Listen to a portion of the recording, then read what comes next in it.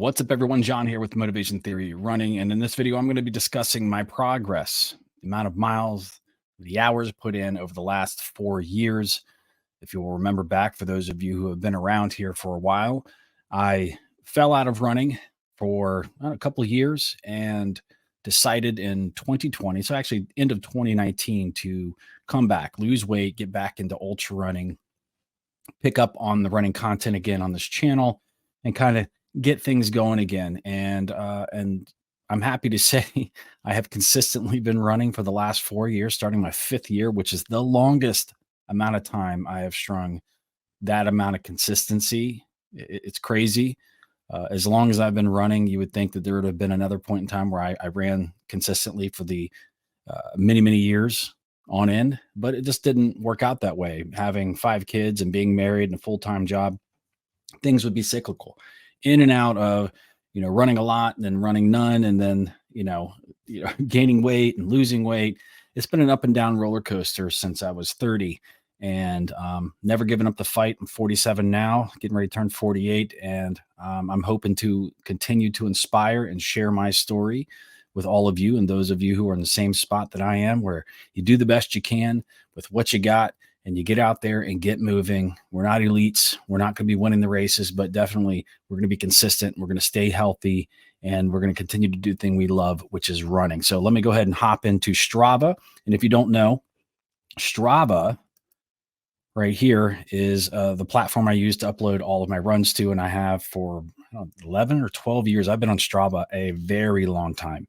And I upload to here. We have the Motivation Theory Run Club, which I'll show you in a second. So it's a great product. So 2020, let's go ahead and hop right into it. In 2020, I ran 256 hours and 1,323 miles that year. So starting in January, this does not actually reflect the amount of miles I ran. This was probably closer to 80 or 90 miles. I didn't upload at that point. I was keeping track, writing it down. I think I was between watches at that point. It was kind of weird. And in 2019, in December is actually when I really started, but I just count 2020 as the beginning, the start of this comeback. So as you can see here, this is broken down by hours. And if I click on miles, it'll break it down into miles. And you can see how I slowly progressed. I was probably my heaviest at the end of in December of 2019 that I had been in a long time. And so I was working on losing weight and getting my running back. And so my goal was in May to run a 50K, and I ran that 50K on this treadmill. So you can see I progressed from this. Again, this is not accurate.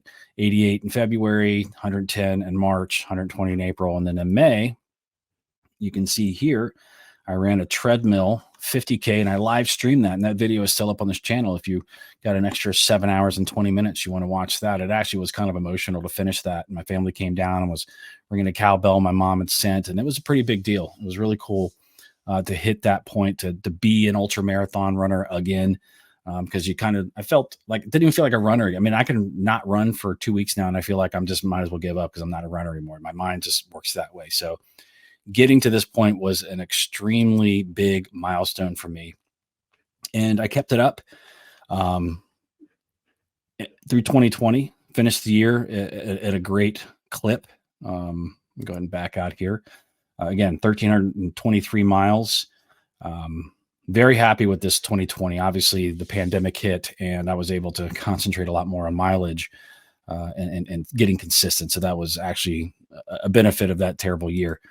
And then in 2021, I think in the first year I ran, let me go back. Sorry.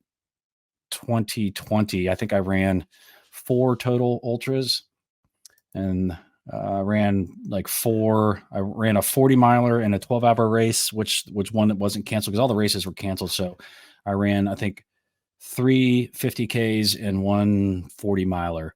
And that was my first year back. And then in 2021, this was going to be a big year for me.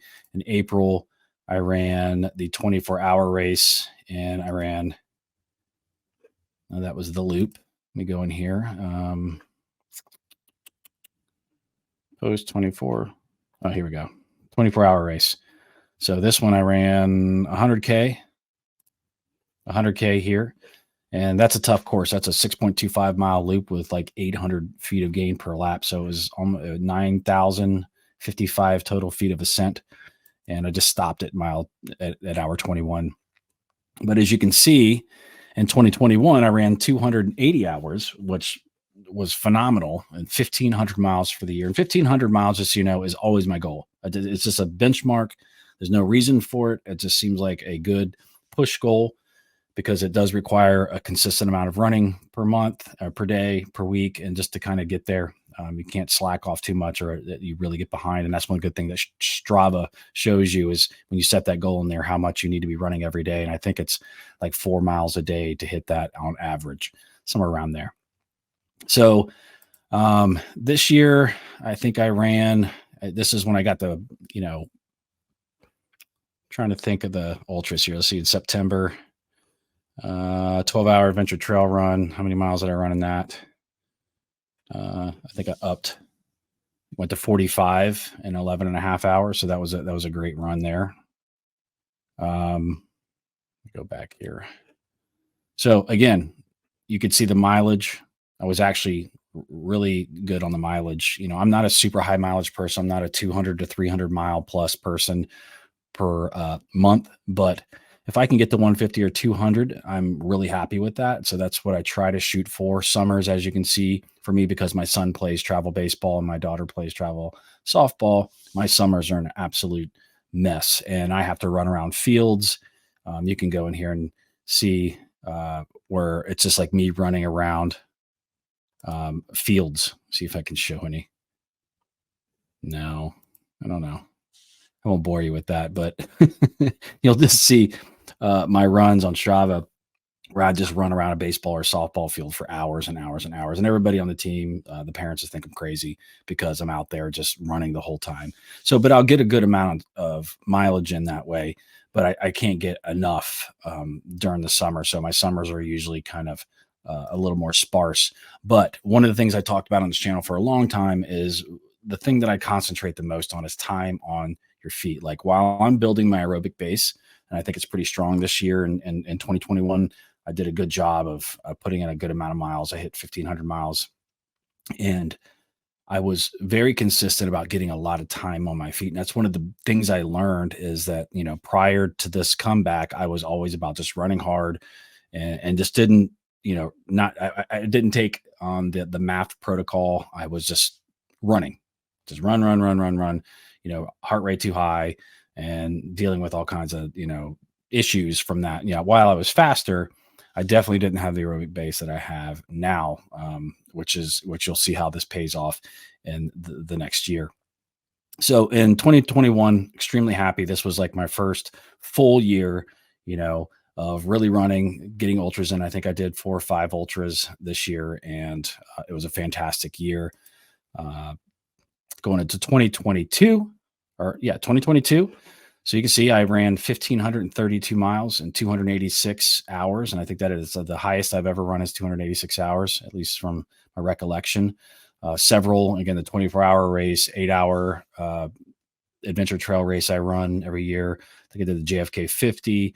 And all of this was trying to build up to running a 100-mile race. And I didn't have one selected in 2022, but, a 100-mile race since I got into ultras has always been like the pinnacle. That's what I wanted to get to. That was the bucket list thing, get to 100 miles. And I did that in 2023, but this was building up to that. And as I got towards the end of the year here, you can see I really had some good mileage put in here. In September, 209 miles. I think I had an ultra, obviously, there somewhere. The Yeti DNF. So 56 miles in the Yeti DNF there. That was a tough one because of the weather, hypothermia. Joe got hypothermic, and then we stopped at mile 56 because it was just dangerous. The hurricane had come through. The temperatures were in the high 30s, low 40s. So it was just dangerous out here. So we tapped out at mile 56, which was disappointing. This was going to be the year that I hit that 100-mile mark, but it's okay. It's all about learning. It's all about, figuring out how to crack that nut the next year or the next time. So the end of that year, I decided in November that I was going to run 10 miles a day for like the rest of the year. So for like 39 or 40 days, I ran 10 miles a day is why you see these little very consistent notches right here. That was a fun time. So that got me over the 1500 mile mark into 1532. So that was a great base. This year was a great base building year. 2023. So this was all building. Well, look, there's 240 hours of running, but if you notice, I did a lot more slower running. And I'll tell you what happened there. So in May, my wife decided she wanted to try to lose some weight, lose some baby weight, and get herself back in shape. And so I was going to be dealing with going to tournaments during the summer and with her. So I decided to do a lot of like power hiking with her and jogging with her. And I've been doing that consistently with her. So I spent a lot of time building my aerobic low end base, long, slow miles. And again, I stand almost all day. I have a standing desk and I stand most of the day. I spend a lot of time on my feet when I go to these softball and baseball tournaments. I stand the whole time. I rarely sit down. So there's something to be said for time on your feet. I think it's more important than most people think. I think they underestimate how hard it is to be on your feet that long, regardless of you've put in all this mileage. I put in more hours. I will put it up there. I put in more hours now on my feet than I ever have in the past. That's why I'm able to complete these ultras without as much of a running, without running as much, so to say. I mean, I'm still running a good amount, but I'm not running as much as I should. I'm getting away. I want to say cheating, but it's definitely helping out. So in 2023, I definitely was low on the mileage. You can see it's just very light the beginning of the year through the summer, super busy because my son was, worried about getting recruited to college. So we were going to baseball camps and visiting colleges. And so that was the main focus for me. And then in August, I started thinking, well, in September, I have the Yeti 100 and I need to kind of pull it together. And I had been doing a lot of time on my feet. Like what you see here does not represent how much I was on my feet walking and doing all kinds of stuff. So in August, I hit 118, had some great workouts. And in September, as you can see, I hit the Yeti 100 miler here, super strong. Pull that up. In 28 hours, 39 minutes, 99, 100 miles. And I probably could have finished this 2 hours earlier than this, but I was running with Joe, whose feet were absolutely killing him. And yeah, so I was going to stick with him because he's my friend and we were running together and I was going to make sure he finished. And the goal was finishing. I didn't have a time goal. But this year I'm going to have more of a time goal. Again, at the end of the day, I don't care. I'm going to have an A goal, B goal, C goal, C goal. No birds. I'm going to finish is always the thing I want to get. So I want to get the ticket to get into the Western States 100 into the lottery. So the goal is to finish the race always. A lot of time and money goes into that. So I don't want to go out there and just blow up and not finish. But I do want to try to see how much I can kind of chip off that time there. So great time at the Yeti 100. It was such a just such a pivotal moment in my running career because I'd been dreaming since I read, Born to Run and Ultra Marathon Man of running a 100-mile race. It just seemed impossible when I read those books. I'd not even been running ultra marathons. I was at the marathon distance. And to me, I couldn't imagine running 4 times that or double that. It was unfathomable to me to do that. And to now have run one and have a channel that focuses a lot on this stuff and helping other people get to there is extremely rewarding. And I just had the best time running with Joe.